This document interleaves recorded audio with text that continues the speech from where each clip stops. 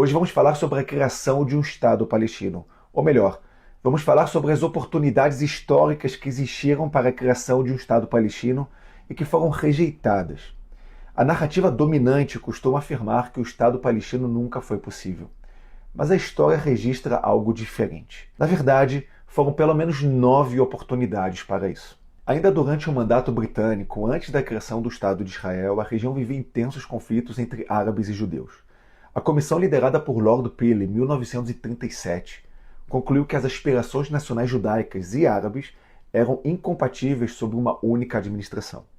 Então, pela primeira vez, foi proposta oficialmente a partilha do território em 2 estados, um judeu e um árabe. A liderança judaica debateu a proposta.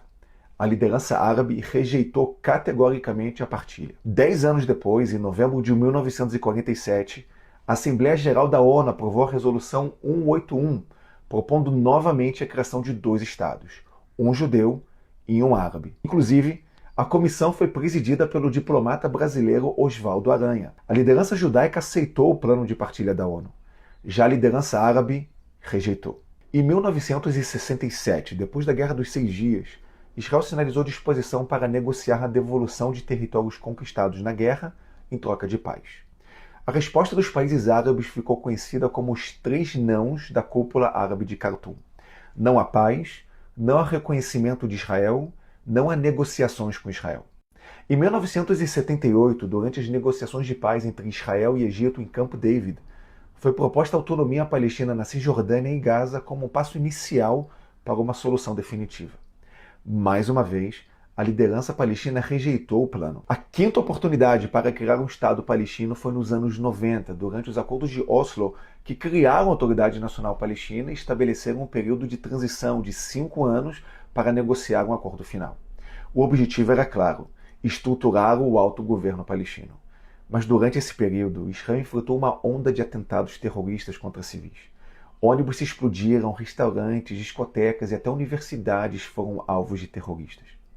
É importante lembrar: o primeiro-ministro israelense Yitzhak Rabin foi assassinado por um extremista israelense. O responsável foi julgado, foi condenado à prisão perpétua e permanece preso até os dias de hoje. Em contrapartida, os terroristas palestinos recebem até os dias de hoje salário mensal por ter assassinado israelenses. De qualquer forma, a morte de Yitzhak Rabin, por mais que tenha sido um dos dias mais sombrios de Israel, ele não foi um empecilho para as tentativas de fazer um acordo de paz com os palestinos. 5 anos depois, no ano 2000, Ehud Barak se encontrou com Yasser Arafat em Camp David e ofereceu a Arafat um Estado palestino em quase toda a Cisjordânia e Gaza. Mais de 90% do território foi oferecido com capital em Jerusalém Oriental. Arafat rejeitou sem apresentar uma contraproposta. Em 2005, depois de sucessivas tentativas frustradas de negociação, Israel, sob a liderança de Ariel Sharon, decidiu se retirar unilateralmente da faixa de Gaza. Todos os assentamentos, são mais de 20, foram desmontados. Mais de 8.000 israelenses foram evacuados de suas casas. Bases militares foram removidas e a faixa de Gaza, que tem 365 km², passou ao controle palestino. A expectativa era que esse território se tornasse um exemplo de autogoverno palestino. Em vez disso, o Hamas assumiu o controle e Gaza se tornou um centro permanente de confrontos e ataques contra Israel. Em 2008, o primeiro-ministro Ehud Olmert ofereceu a Mahmoud Abbas quase 100% da Cisjordânia. Isso, logicamente, além da faixa de Gaza, que já havia sido entregue 3 anos antes. Essa proposta não foi respondida até os dias de hoje. A última oportunidade para criar um Estado palestino foi durante a primeira administração do presidente Donald Trump, que apresentou uma proposta que previa a criação de um Estado palestino em aproximadamente 70% da Cisjordânia. A liderança palestina rejeitou o plano mais uma vez. Ao longo de quase um século, propostas foram feitas, mapas foram desenhados, territórios foram oferecidos, autonomia foi concedida. E repetidamente a resposta da liderança palestina foi não. Mas tem um princípio simples na vida e acho que também na geopolítica. Nem sempre conseguimos tudo o que queremos. Quando o propósito é genuíno, quando o objetivo é verdadeiro, estamos dispostos a aceitar parte do que desejamos.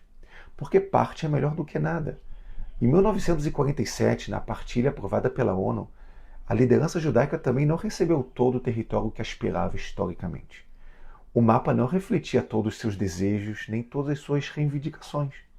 Ainda assim, a liderança judaica aceitou, porque entendeu que era melhor um Estado possível do que um ideal inalcançável, melhor um pássaro na mão do que dois voando.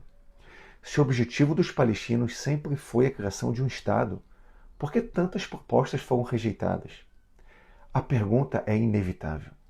O que realmente está em jogo? Território? Condições políticas? Ou algo mais profundo relacionado ao reconhecimento e à existência do próprio Estado de Israel?